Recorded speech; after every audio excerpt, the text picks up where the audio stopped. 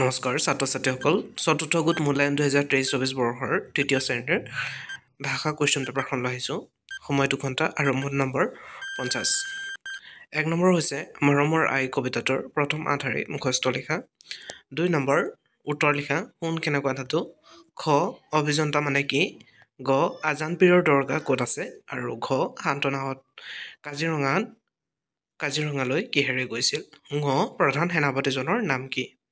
আৰু 3 নম্বৰ হৈছে যুক্তাক্ষৰ গঠন কৰা। 4 নম্বৰ যুক্তাক্ষৰ ভাঙা আৰু এটাকৈ শব্দ লিখা। ইয়াত 5টা দি থোৱা আছে। 5 নম্বৰ হৈছে শব্দৰ অৰ্থ লিখা।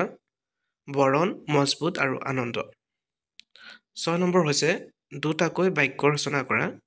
পেলনীয়া চেষ্টা আৰু মৰম। 7 নম্বৰ কাক কি বোলে লিখা। ক ঢোল খোল ভাল কৰা লোক।